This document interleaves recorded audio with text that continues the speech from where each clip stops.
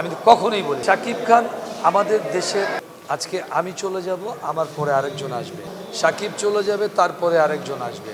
আমাদের কিংবদন্তি রাজ্জাক সাহেব ছিলেন, উনিও চলে গেছেন।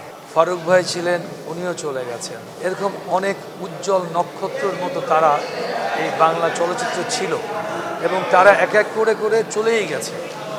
তারপরেও কিন্তু থেমে থাকেনি এই ইন্ডাস্ট্রি। এখন হয়তো ছোট হয়ে গেছে, কিন্তু সেটি কখনো আসলে আমরা আশা করি না, সেটা কাম্য করি না।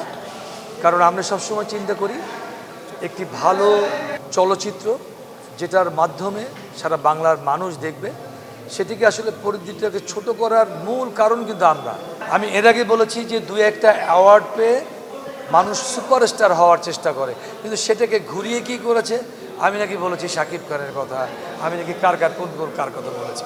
আমি তো কখনোই বলিনি। টানা তৃতীয়বার অর্জন করেছে দেশের সেরা সুপার ব্র্যান্ড স্বীকৃতি বসুন্ধরা টিস্যু। আমি এই কথাগুলো কখনোই বলি না। আমি বলেছি যে যোগ্য মানুষকে যোগ্য সম্মানটা দেন। শাকিব খান আমাদের দেশের, সে যে প্ল্যাটফর্মে এগিয়ে যাচ্ছে বর্তমান সময়, আমি তাকে সাধুবাদ জানাই। কারণ একটা ছেলে এত কষ্ট করে যদি এই জায়গায় আসে, তার পরিশ্রমের তো আপনি মূল্যায়ন করবেন। আমি সেটাই সবসময় বলেছি, কারণ আমি দেখেছি তাকে, তার শুরুটা দেখেছি, তার এখন বর্তমান সময় আমি দেখছি তার যে কষ্ট, যে পরিশ্রম, যে মেধা দিয়ে কিন্তু সেখানে আসছে। কিন্তু মানুষ কিন্তু এর উল্টা ভাবে নাই, কারণ আমি সত্য বলতে ভালোবাসি এবং সবসময় সত্যের পিছনে ছিলাম।